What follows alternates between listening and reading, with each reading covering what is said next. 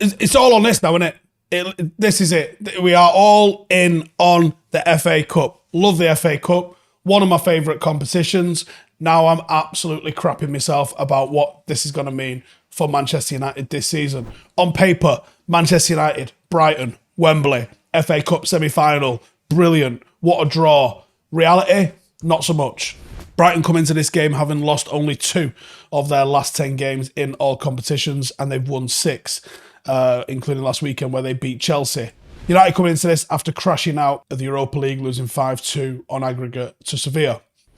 31st appearance in an FA Cup semi-final for United, more than any other team in the competition's history, and victory will see us equal Arsenal's record for reaching the most FA Cup finals with 21. Brighton have never won a competitive match at Wembley. I don't like that.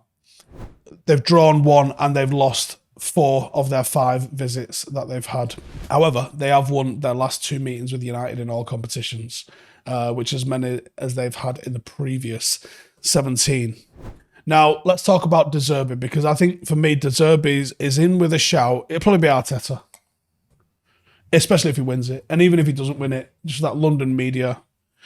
But I think for me, De Zerbi's, look, if he's not manager of the year, he's in the conversation for manager of the year. And he's proved himself to be a world-class tactician. He's bringing something different that we haven't seen before in the Premier League.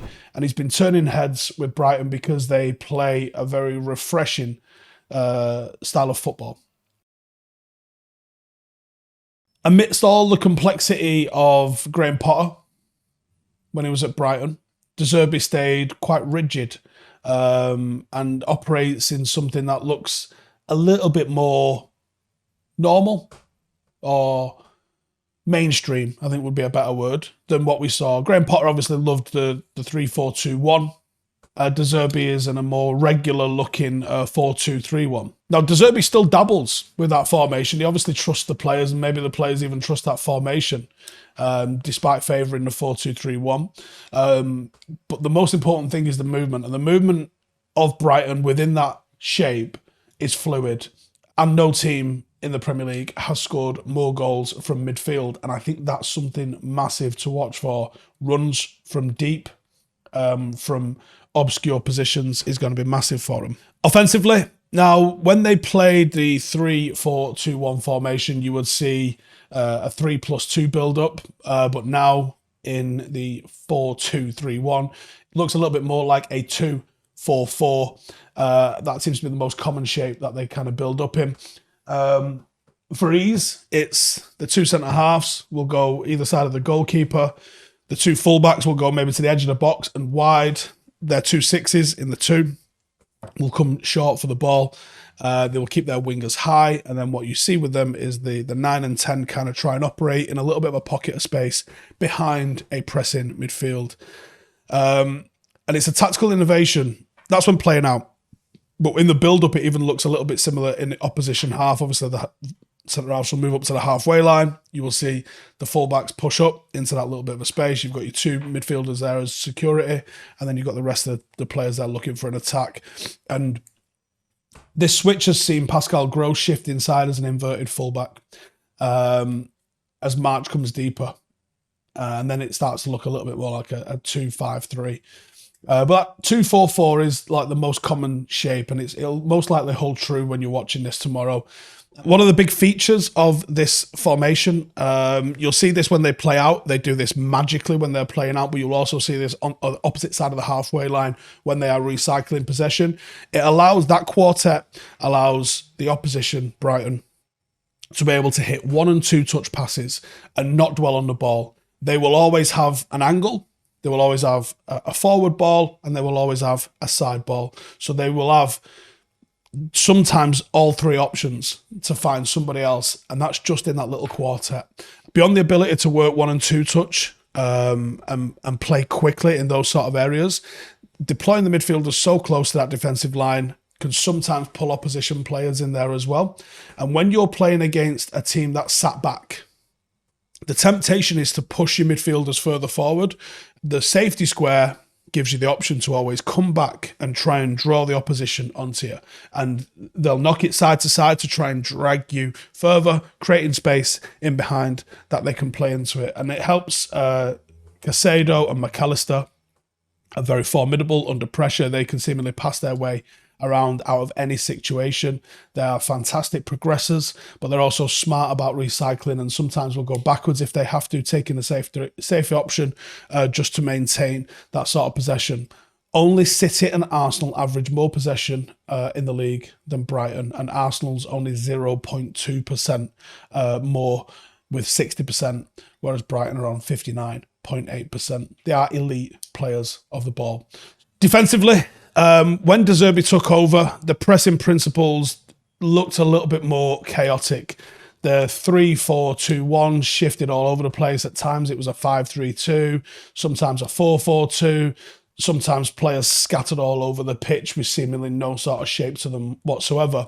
And in some ways it was fun. And in some ways I like chaos. And sometimes that element of chaos makes it hard to play against, because it's kind of like, he doesn't know what they're going to do. How the hell do we know what he's going to do? So it's hard to sort of truly know what to make of the tactical plans, which for most teams is the more rigid sort of phase rather than a chaotic one.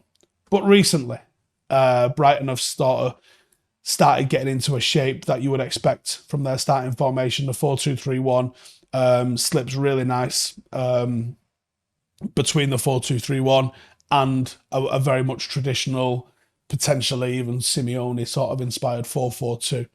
And obviously with the solid base of the defensive line, that back four, you get intense pressing from the forwards. The midfield pivot are required to do quite a lot of that ball winning in the centre of the park there. And McAllister and Caicedo are both excellent. They read the game really well. They're good at shuttling. I think their communication appears to be really good. And they don't mind throwing themselves in the mixer. The other key area to the pitch is that Brighton love to win the ball in wide areas. And they seem like they like to force teams into overloaded traps, which is very, very interesting, because a lot of teams like to sort of have a stable core in the centre of the pitch and push you out wide and almost give you the time to have the ball out wide. Brighton seem to do it differently, setting up traps and trying to win the ball back off you there. Starting 11-wise, I would expect it to go with Sanchez in net, Gross, Dunk, Colwill, who I'm a big fan of. So keep a close eye on Colwill this weekend. I think he's a potential signing for United. Probably not as a starter, but someone that would add depth and genuine quality to the bench. And Purvis alongside him. McAllister, Caicedo in that pivot.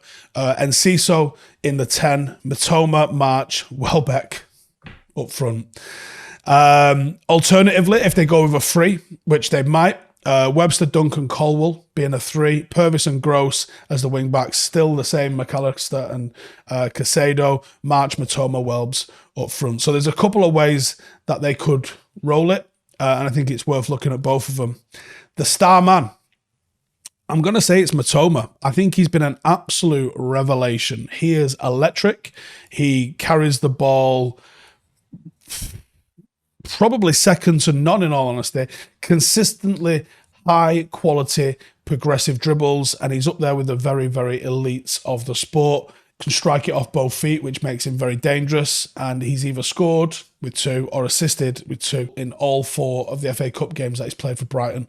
So the last player to be involved in a goal in each round from the third round to the semis was Lukaku in 17-18. Are you tired of constantly worrying about your online privacy and security?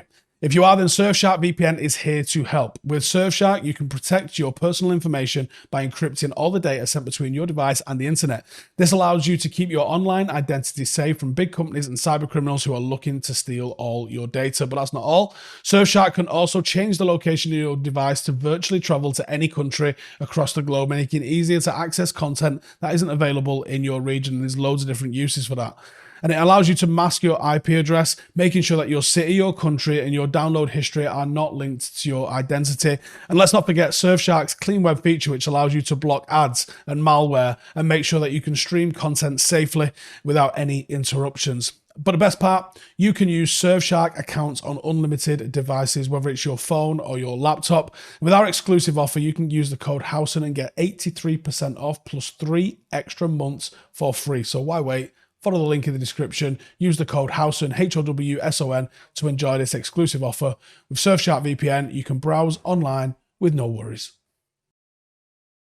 For Manchester United, it might be a good thing. Harry Maguire being suspended, but there's some creaks and some injuries, and maybe we find out from Ten Hag exactly what the injury situation is. Maybe he chooses to disguise that and plays a little bit of mind games. But I would expect Luke Shaw alongside Lindelof. I think which should help us when playing out at least. I think it will be Dalot and Wan-Bissaka in the fullback area. I think Eriksen, Casemiro, Fernandes will be our choice. Rashford and Antony. And I wouldn't be actually shocked if it was Sabitzer. I hope it's Anthony Martial, but we saw Anthony Martial go off. Is he fit? And even if he is fit, is he fit? I wouldn't actually be upset to see Sabitzer either played wide or down the middle, alternating with Rashford. The match winner for United has to be Rashford. He is the one with the pace. He is the one that can guarantee goals in a game.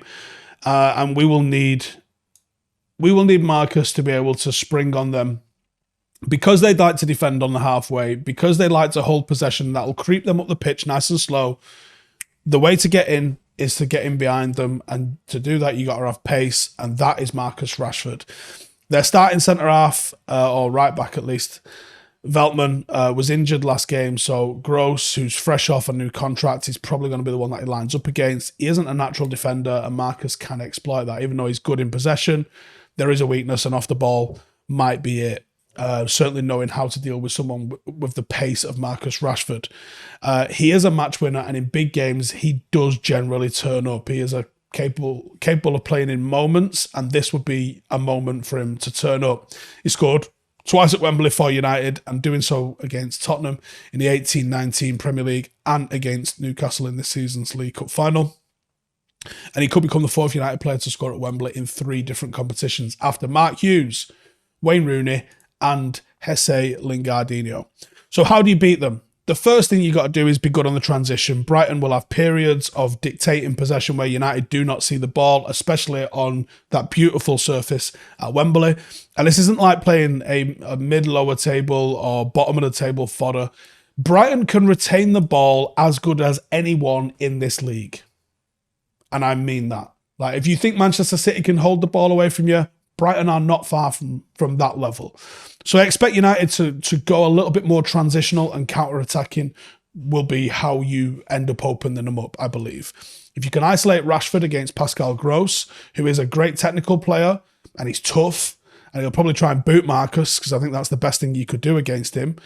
He won't have the defender's instinct to know when to stay and when to go and how to track that run correctly. And he certainly doesn't have the wheels to keep up with Marcus if it's a straight foot race. So I'd be tempted to be putting balls into that channel or looking to switch from the right side to Marcus's side. And it could also be an idea to have him in the 9 and rotate everybody else in the 4 behind him a little bit. I think it's also important that the distribution through the thirds is really slick. Brighton are capable of really quick regains and getting on the counter. De Zerbi has a little bit more of an element of structure and organisation in his tactics that Potter didn't, I guess. And that makes them a little bit tougher to exploit. But the expansiveness of their forward play and how many men they get forward definitely gives you a chance. Number 2, you got to concentrate, because Brighton are very, very intricate and they're quite fluid. If you have any lapse in focus, they will punish you. They're looking for this. They're calm, they're in possession, they're knocking it about. You got to communicate. You can't switch off. They absolutely have the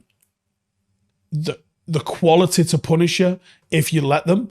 They've had 50 more touches in the attacking penalty area than Manchester United, so they will work the ball in there patiently. And then I think Matoma versus Wan-Bissaka. I think this is a matchup that will suit Wan-Bissaka. I think he likes the players that can go left and right, but it is a major matchup in this fixture. You're going to need all of Wan-Bissaka's 1v1 ability with this. And if you keep Matoma quiet, you've got a really, really good chance.